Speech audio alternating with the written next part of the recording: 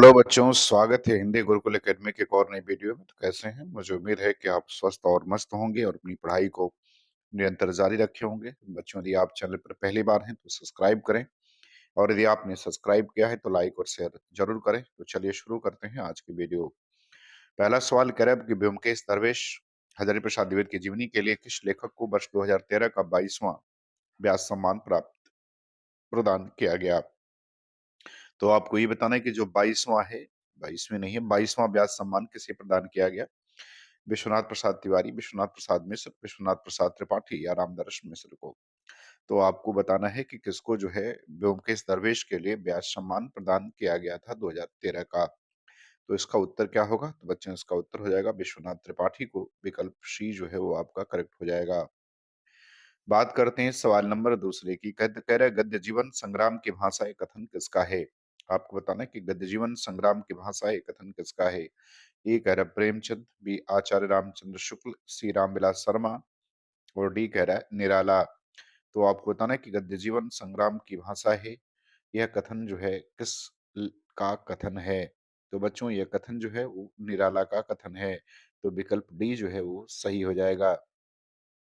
चलिए बात करते हैं सवाल नंबर तीसरे की। सवाल नंबर तीसरे में कह रहा है कि पेनी रीडिंग क्लब की स्थापना किसने की थी? आपको ये बताना है कि पेनी रीडिंग क्लब की स्थापना किसने की थी? ए कह रहा है गिलक्राइस्ट, बी कह रहा है ग्रेयर्सन, सी कह रहा है शिव प्रसाद सितारे हिंद और डी कह रहा है भारतेंदु। तो आपको ये बताना है कि पेनी रीडिंग क्लब की स्थापना किसने की थी? गिलक्राइस्ट ने, ग्रेयर्सन ने, शिव प्रसाद सितारे हिंद ने या भारतेंदु ने? तो बच्चों, पेनी रीडिंग क्लब की स्थापना जो है वो भारतेंदु ने की थी। तो विकल्प डी जो है वो करेक्ट हो जाएगा तीसरे का। बात करते हैं सवाल नंबर चौथे की। कह रहा है कि लक्ष्मी पत्रिका के संपादक थे। आपको ये बताना है कि लक्ष्मी पत्रिका के संपादक कौन थे? ए कह रहा है कृष्ण बिहारी मिश्र, बी कह रहा है मिश्र बंधु, सी कह रहा है लाला भगवान दीन और डी कह रहा है पदम सिंह शर्मा। तो आपको ये बताना है कि लक्ष्मी पत्रिका के संपादक कौन थे? कृष्ण बिहारी मिश्र थे, मिश्र बंधु थे, लाला भगवान दीन थे या पदम सिंह शर्मा थे? तो बच्चों, लक्ष्मी पत्रिका जो है वो लाला भगवान दीन के द्वारा संपादित थी। विकल्प सी जो है वो करेक्ट हो जाएगा। बात करते हैं सवाल नंबर पांचवें की। कह रहा है वेदना में एक शक्ति होती है किस उपन्यास का कथन है? आपको ये बताना है कि वेदना में एक शक्ति होती है किस उपन्यास का कथन है? ए कह रहा है गोदान, बी मैला आंचल, सी शेखर एक जीवनी और डी कह रहा है नदी के द्वीप। तो आपको ये बताना है कि वेदना में एक शक्ति होती है किस उपन्यास का कथन है? ए कह रहा है गोदान का, बी मैला आंचल, सी शेखर एक जीवनी और डी कह रहा है नदी के द्वीप। तो बच्चों, वेदना में एक शक्ति होती है या शेखर एक जीवनी का कथन है। विकल्प सी जो है वो करेक्ट हो जाएगा पांचवें का। चलिए बात करते हैं सवाल नंबर छठवें की। सवाल नंबर छठवें में कह रहा है कि निम्न में व्यंग निबंधकार नहीं है। आपको ये बताना है कि निम्न में व्यंग निबंधकार नहीं है। ए कह रहा है सुदर्शन मजीठिया, बी कह रहे हैं गोपाल चतुर्वेदी, सी श्रीराम परिहार और डी कह रहा है ज्ञान चतुर्वेदी। तो आपको ये बताना है कि इनमें से कौन जो है वो व्यंग निबंधकार नहीं है। सुदर्शन मजीठिया, गोपाल चतुर्वेदी, श्री राम परिहार या ज्ञान चतुर्वेदी। तो बच्चों, इसका उत्तर शी हो जाएगा, श्याम परिहार जो है इसका उत्तर हो जाएगा। चलिए तो बात करते हैं सवाल नंबर सातवें की। सवाल नंबर सातवें में कह रहा है कि भीष्म साहनी का कौन सा नाटक जो है चेकोस्लोवाकिया की लोक कहानी पर आधारित है? ए कह रहा है माधवी, बी कह रहा है हानूस, सी कह रहा है मुआवजे और डी कह रहा है आलमगीर। तो बताना है कि कौन सा नाटक जो है चेकोस्लोवाकिया की लोक कहानी पर आधारित है? माधवी, हानूस, मुआवजे या आलमगीर। तो बच्चे, सातवें का उत्तर क्या हो जाएगा? सातवें का उत्तर हो जाएगा विकल्प बी, हानूस जो है ये आधारित है। बात करते हैं सवाल नंबर आठवें की। सवाल नंबर आठवें में कह रहा है कि बहु वस्तु स्पर्शनी प्रतिभा निराला जी में है कथन किस आलोचक का है? आपको ये बताना है कि बहु वस्तु स्पर्शनी प्रतिभा निराला जी में है कथन किस आलोचक का है? ए कह रहा हजारी प्रसाद द्विवेदी, बी कह रहा नंद दुलारे वाजपेयी, सी कह रहा रामविलास शर्मा और डी कह रहा आचार्य रामचंद्र शुक्ल। तो आपको बताना है कि यह कथन जो है वो किस आलोचक का है? हजारी प्रसाद द्विवेदी का, नंद दुलारे वाजपेयी, रामविलास शर्मा या आचार्य रामचंद्र शुक्ल। तो बच्चों, इसका उत्तर हो जाएगा आचार्य रामचंद्र शुक्ल, अर्थात विकल्प डी जो है वो सही हो जाएगा। चलिए बात करते हैं सवाल नंबर 9 की। कर नंददास की रास पंचाध्यायी किस छंद में रचित है? तो आपको बताना है कि नंददास की रचना रास पंचाध्यायी किस छंद में रचित है। ए कह रहा है रोला, बी दोहा, सी चौपाई और डी बरवे।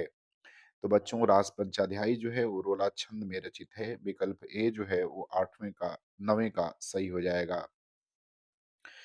कह रहा है सवाल नंबर 10वें में कि बसंत देहु ब्रज में हमें बसंत देहु ब्रजराज में अलंकार कौन सा है? तो आपको बताना है कि इसमें कौन सा अलंकार है। ए कह रहा है अनुप्रास, बी कह रहा है श्लेष, सी कह रहा है यमक और डी कह रहा है वक्रोक्ति। तो आपको ये बताना है कि बसंत देहु ब्रज में हमें बसंत देहु ब्रजराज में कौन सा अलंकार है। ए कह रहा है अनुप्रास है, बी श्लेष, सी यमक और डी वक्रोक्ति। तो बच्चों इसमें यमक अलंकार हो जाएगा। बसन का प्रयोग दो बार किया गया है, एक बार बसने से और एक बार वस्त्र से है। चलिए बात करते हैं सवाल नंबर 11 की। 11 में कह रहा है कि क्षण भर रहा उजाला में निम्न पंक्ति में कौन सा काव्य दोष है। तो आपको ये बताना है कि क्षण भर रहा उजाला में निम्न पंक्ति में कौन सा काव्य दोष है। ए कह रहा श्रुति कटत्व, बी कह रहा च्युत संस्कृत और सी कह रहा अप्रतीतत्व और डी कह रहा अश्लीलत्व। तो आपको बताना है कि कौन सा दोष इसमें है। श्रुति कटत्व दोष है, च्युत संस्कृत दोष है, अप्रतीतत्व दोष है या अश्लीलत्व दोष है। क्षण भर रहा उजाला में आपको बताना है कि कौन सा दोष है। तो बच्चों इसमें दोष जो है वो विकल्प बी करेक्ट हो जाएगा, च्युत संस्कृत दोष इसमें है। चलिए बात करते हैं सवाल नंबर 12 की। कर हिंदी साहित्य में मार्क्सवादी चेतना की अभिव्यक्ति जिस काव्य धारा में देखने को मिलती है उस धारा को कहा जाता है। तो आपको ये बताना है कि हिंदी साहित्य में मार्क्सवादी चेतना के व्यक्ति जिस काव्य धारा में देखने को मिलती है उसे हम क्या कहते हैं। ए कह रहा प्रगतिवाद, बी कह रहा प्रयोगवाद, सी कह रहा जनवाद और डी कह रहा अकविता। तो आपको बताना है कि हिंदी साहित्य में मार्क्सवादी चेतना के व्यक्ति जो है हमें किस काव्य धारा में देखने को मिलती है। तो बच्चों ये हमें प्रगतिवाद में देखने को मिलती है। विकल्प ए जो है वो सही हो जाएगा। बात करते हैं सवाल नंबर 13 की। कर रहे हैं सवाल नंबर 13 की। कह रहा कौन सी काव्य कृति भीष्म पितामह एवं धर्मराज के संवाद के रूप में रचित है। तो सवाल नंबर 13 में बताना है कि कौन सी काव्य कृति भीष्म पितामह एवं धर्मराज के संवाद के रूप में रचित है। ए कह रहा है रश्मि रथी, बी कह रहा है कुरुक्षेत्र, सी कह रहा है उर्वशी और डी कह रहा है इनमें से कोई नहीं। तो 13 का उत्तर बताना है आपको। रश्मि रथी, कुरुक्षेत्र, उर्वशी या इनमें से कोई नहीं। तो बच्चों 13 का उत्तर हो जाएगा बी कुरुक्षेत्र। किसकी रचना है? दिनकर की रचना है। चलिए बात करते हैं सवाल नंबर 14 की। कह रहा नाटक जारी है किस विधा की रचना है। तो आपको ये बताना है कि नाटक जारी है वो किस विधा की रचना है। एक कह रहा उपन्यास, बी कह रहा नाटक, सी कह रहा निबंध और डी कह रहा कविता। तो आपको बताना है कि नाटक जारी है किस विधा की रचना है। उपन्यास है, नाटक है, निबंध है या कविता है। तो बच्चों यह कविता है। और ये किसने लिखा है? तो लीलाधर चौगुड़ी की रचना है। सवाल नंबर 15 में कह रहा है केदारनाथ सिंह किस सप्तक में संकलित कवि हैं। तो आपको ये बताना है कि केदारनाथ सिंह किस सप्तक में संकलित कवि हैं। ए कह रहा तार सप्तक, बी कह रहा दूसरा सप्तक, सी कह रहा तीसरा सप्तक और डी कह रहा चौथा सप्तक। तो आपको बताना है कि वो किस सप्तक में संकलित हैं। तो आपको केदारनाथ सिंह के बारे में बताना है कि किस सप्तक में है। तो बच्चों केदारनाथ सिंह तीसरे सप्तक में है। विकल्प सी जो है वो करेक्ट आंसर हो जाएगा। चलिए बात करते हैं सवाल नंबर 16 की। सवाल नंबर 16 में कह रहा है कि छायावाद को रूपायित करने वाला सबसे प्रसिद्ध महाकाव्य है। तो आपको ये बताना है कि छायावाद को रूपायित करने वाला सबसे प्रसिद्ध महाकाव्य कौन सा है। ए कह रहा प्रिय प्रवास, बी कह रहा कामायनी, सी कह रहा साकेत और डी कह रहा कुरुक्षेत्र। तो आपको बताना है इसका उत्तर कि प्रिय प्रवास होगा, कामायनी होगा, साकेत होगा या कुरुक्षेत्र होगा। तो बच्चों इसमें रचना कामायनी हो जाएगी। विकल्प बी जो है 16 का सही हो जाएगा। बात करते हैं सवाल नंबर 17 की। कह रहा आचार्य भिखारी दास की रचना कौन सी है। आपको बताना है कि भिखारी दास की इसमें से कौन सी रचना है। ए कर रस पीयूष निधि, बी कर काव्य निर्णय, सी कर कवि कुल कल्पतरु और डी कर रस मीमांसा। तो आपको ये बताना है कि कब आचार्य भिखारी दास की रचना इसमें से कौन सी है। तो बच्चों भिखारी दास ने काव्य निर्णय लिखा है। विकल्प बी करेक्ट हो जाएगा। तो 17 का बी सही हो जाएगा।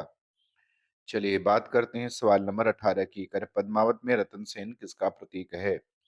तो पद्मावत जो कि मलिक मोहम्मद जायसी की रचना है, इसमें रतन सेन किसका प्रतीक है? ए कह रहा है मन, बी कह रहा है बुद्धि, सी कह रहा है अहंकार और डी कह रहा है हृदय। तो बताना है कि पद्मावत में रतन सेन किसका प्रतीक है?